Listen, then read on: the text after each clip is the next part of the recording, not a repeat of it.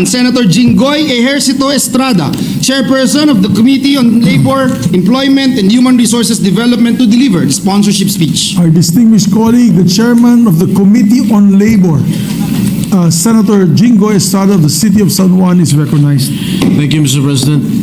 Mr. President, distinguished colleagues, ladies and gentlemen, as your chairperson of the Senate Committee on Labor, Employment, and Human Resources Development, it is my honor to present today to this august chamber Senate Bill number 2534 under Committee Report number 190, entitled An Act Providing for a 100 pesos daily minimum wage increase for employees and workers in the private sector. This proposal is a consolidation of Senate Bill number 2002 filed by Senate President Mig Subiri with Senators Ligarda, Binay, and Go as co-authors, and Senate Bill number 2018 by Senator Ramon Bong Revilla Jr. Consistent with the constitutional precepts to alleviate the living conditions of ordinary Filipinos through policies that provide for a rising standard of living and improved quality of life, particularly of the working class, by guaranteeing their right to a decent pay. It is the aim of this committee and the collective conscience of this Senate to update the minimum wage by 100 pesos for workers in the private sector. Under this measure, all employees in the private sector in the entire country, whether agricultural or non-agricultural, are entitled to 100 peso minimum wage increase. This would guarantee an increased daily pay for around 4.2 million minimum wage earners. Let me just give some retrospect. The last legislated wage hike that was implemented in the country dates back to 1989 with the enactment of Republic Act number 6727, or the Wage Rationalization Act, which effectively declared that wages would be set on a regional basis by the regional wage boards. To answer workers' clamor, Mr. President, almost all regional wage boards have issued wage orders last year to increase the minimum daily wage rates in their respective regions, ranging from 30 pesos to 89 pesos. And we are not stopping there. The Senate's effort to legislate an increase in minimum wages augments the wage increases already issued by the regional wage boards. Thus, after consideration of the existing socioeconomic conditions and positions of various sectors, it is incumbent upon us to propose a daily pay hike to help alleviate the burden of Filipinos in the face of soaring prices of basic commodities and rising cost of living. We cannot turn a blind eye on the injustice to and the economic conditions of our workers, who are considered the lifeblood of our economy. Ginoong Pangulo, tapatin po natin ang kasalukuyang minimum wage sa iba't ibang rehiyon na nasa 306 pesos hanggang 610 pesos ay hindi sapat upang bumuhay ng kahit isang maliit na pamilya sa araw-araw. Kumputin po natin, Ginoong Pangulo. Halimbawa, 7,344 pesos ang buwan ng sahod na matatanggap ng manggagawa sa isang retail establishment na tumatanggap ng 306 pesos per day. Ikaltas mo pa ang SSS, Pag-ibig at PhilHealth. May tuturing na siyang mahirap sapagkat ang national poverty threshold ay 9,686 lamang. Samantala, ang pinakamataas na sahod na 610 pesos mula sa Kalakhang, Maynila o dito sa Metro Manila ay makakatanggap naman ng 14,640 pesos kada buwan. Mas mataas lamang ng kaunti sa near poor threshold na 12,400. While minimum wage in Metro Manila for the non-agricultural sector consistently recorded the highest basic pay in the country at 610 pesos per day. However, the actual daily pay is eroded by inflation. The real value of the minimum wage, which reflects the inflation-adjusted rates using the Consumer Price Index, has fallen to 514 pesos and 50 centavos in the capital as of July 2023 and further decreased to 504 pesos for October of 2024. And this scenario is replicated across all regions. Talagang nakakaawa ang ating mga manggagawa. Hindi pa rin talaga aabot sa pangangailangan para mabuhay at matugunan ang pangangailangan ng mga manggagawa na may 5 miyembro ng pamilya. Sa kasulukuyang antas ng minimum wage, kulang ang budget para i-treat man lamang sa Jollibee o ibang restaurant ang kanilang pamilya, maski isang beses dahil ubos na sa pangunahing pangangailangan pa lamang. Bagamat ang inflation ay bumabagal, nasa 2.8% nitong January 2024, hindi ibig sabihin nito ay bumababa na rin ang presyo ng mga bilihin. Sa katunayan, ang rice inflation ay pumalo sa 22.6%, ang pinakamataas na antas mula March of 2009, at patuloy pa ang pagtaas ng ibang mga bilihin sa kabila ng patuloy na pagtaas ng presyo ng kuryente at gasolina. While we have seen inflation at a downward trend, economists expect that inflation headache from rising food prices will likely persist until 2025. The status quo simply cannot achieve this.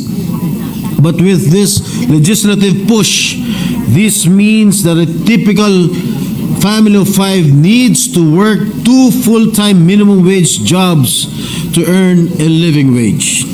The current minimum wage is even further away from meeting the basic needs of workers' families.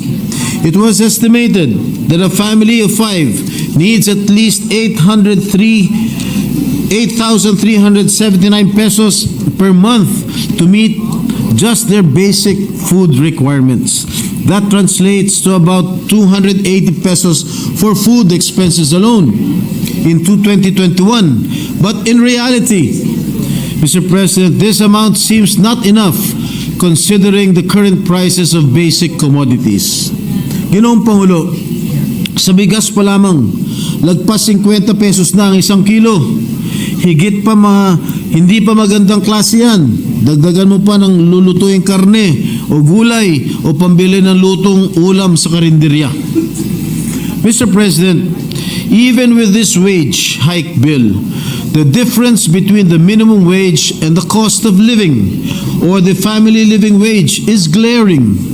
But this is the most that we can propose, balancing the welfare of workers and businesses. Bagamat kinikilala natin ang wage hikes na ipinatupad kamakailan ng regional wage boards, tila nabura na ito ng patuloy na pagtaas ng presyo ng pangunahing bilihin. Kaya naman natin minumungkahi ito. Ang pagtaas ng sahod ng mga manggagawa sa mas dissenting level ay napapanahon at talagang kailangan para ipantay kahit papano sa pagtaas ng presyo ng ating mga bilihin. Pinakinggan po natin ang hinaing ng ating mga manggagawa sa matagal ng humihiling ng aumento, at ito na ang tugon ng inyong Senado sa mga panawagang yun. This statutory increase, if passed into law, would also result in increased purchasing power and would stimulate economic activity, thereby contributing to national growth. This wage hike bill would also help attain our goal of reducing poverty incidence rates in the coming years to have a prosperous, predominantly middle-class society where no one is poor by 2040. Under the Philippine Development Plan, the government is targeting to reduce the poverty incidence rate to 13.2% by 2025 and to 9% by 2028.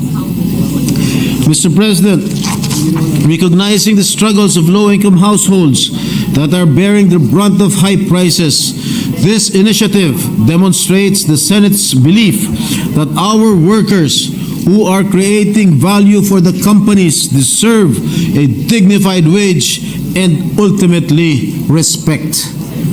Bilang pinuno ng Senate Committee on Labor, naniniwala po tayo na para sa ordinaryong manggagawa, makakatulong ang taas sahod na ito para pambili ng bigas at ulam, pamasahe at pandagdag maski sa maliit na halaga sa pang-araw-araw na gastusin. We also hope that after this legislative initiative, our regional wage boards would work expeditiously and be more sympathetic, proactive, and responsive to the needs and plight of our workers. Maraming salamat po, Ginoong Pangulo. Thank you, Majority Leader. Mr. President, we thank the good gentleman from San Juan for sponsoring this very important piece of legislation. We have been waiting and excited to deliberate this particular measure, especially the Senate President of the Republic of the Philippines. And so I move that he be recognized to co-sponsor the measure. I so move, Mr. President. Our Senate President Juan Miguel Zubiri is recognized to deliver his sponsorship speech. Maraming salamat to our Majority Floor Leader, to our Senate President, the Deputy Majority Floor Leader, Presiding Officer, to all my colleagues, lalong-lalo na sa aking mahal na kapatid ni Senator Jingo Estrada, na alam ko napakalaki ng pressure sa kanya ng mga manggagawa, hindi sa manggagawa, pero sa mga may-ari ng mga kumpanya na hindi po to i-take up. But Mr. President, today is a historic day. It is my honor to co-sponsor our bill legislating a 100 peso wage increase for all minimum wage earners in the private sector. Ever since we filed our bill for a 150 peso across-the-board wage increase, araw-araw na pong tanong sa akin ng mga ating mga kababayan, Senator Migs, kailan ba ninyo ipapasa ang pagtaas ng aming sahod? Halos kung saan po ako pumunta. Kasi naalala nila po last year, halos araw-araw po tayo na sa news kasama ng mga senador na ang pangako natin, itataas po natin ang kanilang sahod.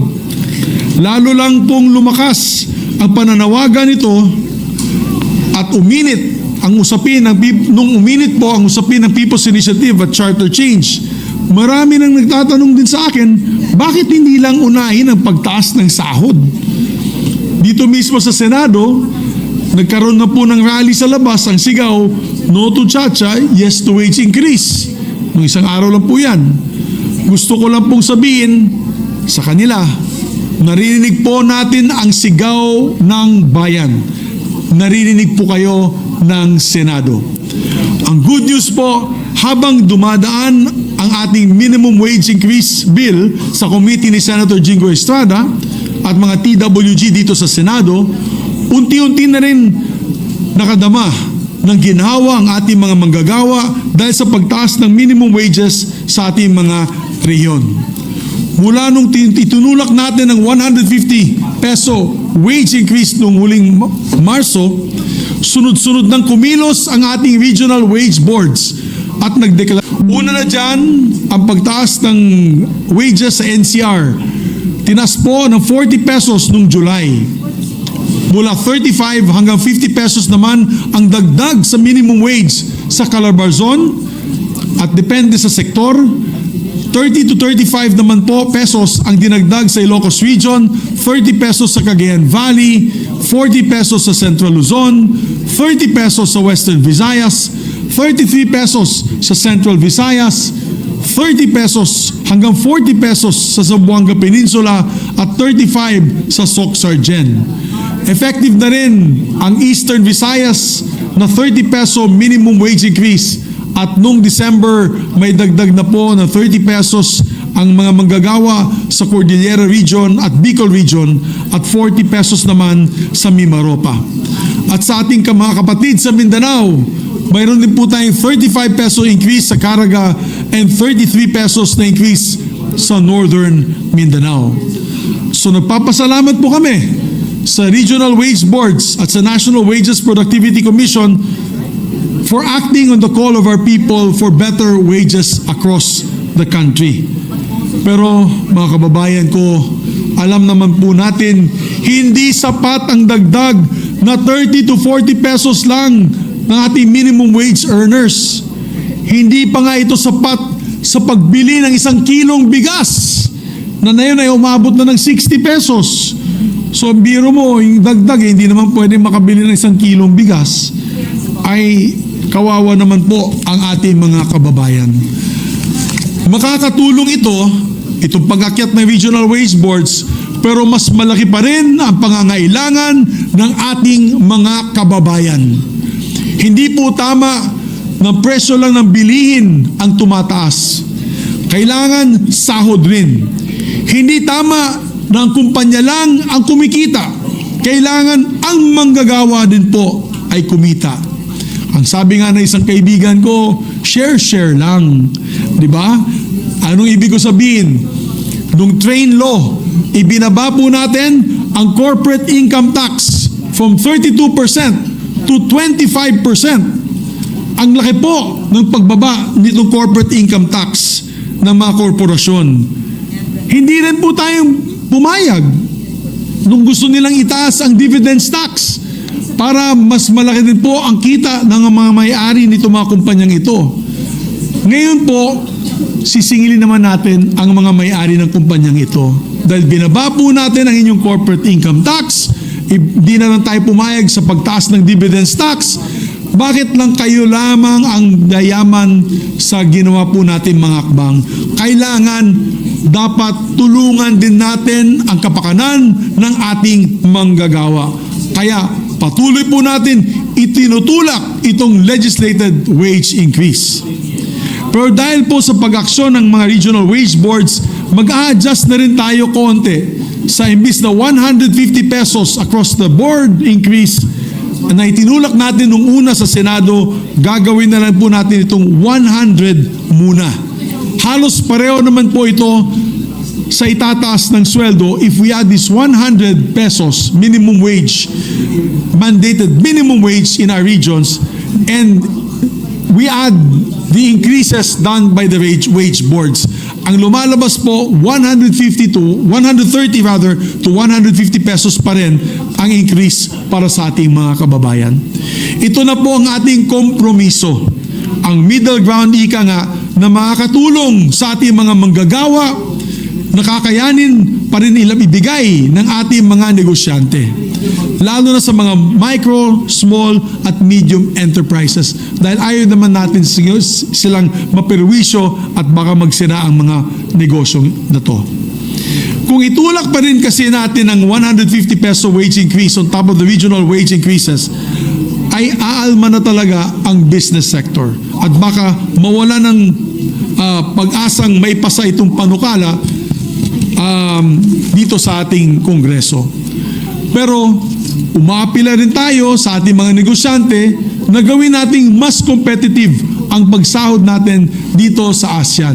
Marami kasi nagsasabi sa akin noon, Mr. Speaker, Mr. President rather, ang sabi po nila, bakit ako na ganun? Mr. President, ang sabi po nila sa atin ay we are one of the highest wages. 10 years po ago, sabi nila, we are one of the highest wages in the region. A quick check of the facts, Mr. President, lahat po sila ay nag-adjust na. Tayo na lang ang naiwan. So now, if you look at the region, tayo ng isa sa mga pinakamababa in terms of wages sa ating mga kababayan. And look at our regions, our neighbors in our region. Minimum wage in Jakarta, Indonesia is already 727 pesos. That is compared to our NCR rate of only 610 pesos. This is why we are continuing to push for minimum wage increase despite pushback from some sectors. Doon sa ibang bansa, pwede ba ma-expand ng konti yan? Yung Malaysia ay 758 pesos a day ang Malaysia. Jakarta is 724 pesos a day. Yung Singapore is already minimum wage monthly. 30 plus thousand pesos yata, Mr. President, ang sa Singapore. At ang Vietnam, ang balita sa akin ng ambassador sa Vietnam, magkakaroon din sila ng wage increase. Dahil sa dami na pong foreign direct investment na pumasok doon, pati sila umaalma na ang kanilang mga manggagawa. At habang itinutulak natin ang 100 peso minimum wage increase para sa buong bansa, syempre, patuloy natin kakalampagin ang regional wage boards sa natitira pang mga riyon sa Mindanao na hindi pa nabibigyan ng dagdag sahod. I think there are still 2 or 3 regions in Mindanao na hindi pa sila nabibigyan ng sahod. Ang sahod po nila na yon, for example in BARM, is only 300 pesos a day. Mr. President, 300 pesos a day. How can you survive with 300 pesos a day? Bakit ang Jollibee ba nila doon ay mas mura sa Jollibee dito sa Manila? Ang gasolina ba nila doon ay mas mura ba sa gasolina dito sa Manila? Ang pamasahe nila sa pagsakay sa jeepney at bus, mas mura ba doon kaysa dito? Hindi po, Mr. President. Pare-pareho lang ang presyo ng pagkain, ng kuryente. Mas mahal pa nga ang kuryente sa Mindanao na umaabot na 14 pesos per kilowatt hour. Dito sa Metro Manila, 9 pesos per kilowatt hour. Tapos yung katumbas na sahod nila, Mr. President, is 300 to 350 pesos a day. Hanggang na yun, hindi pa inaaksyonan ng regional wage boards. Kaya hindi nyo po masisi ang Senado na gumalaw para sa ating mga manggagawa. Now is time that we push for the benefits of our labor sector. With this bill, we hope to take the vital step in recognizing the worth of our workers. Ang mga manggagawa po ang pundasyon ng ating lipunan at karapatan nila na kumita ng disenteng sahod para magkaroon ng disenteng buhay ang ating mga manggagawa. So I enjoin our colleagues to support us in the passage of this bill. Let us make this a statement of the Senate, an action of the Senate for our people. Aksyonan natin ang tunay na panawagan ng bayan. Mabuhay po ang Republika ng Pilipinas, mabuhay po ang ating mga manggagawa. Maraming salamat po. Thank you, our Senate President Juan Miguel Zubiri, Majority Leader. Thank you, Mr. President. Mr. President, I'm happy and proud of this institution, especially that we heard our Senate President's very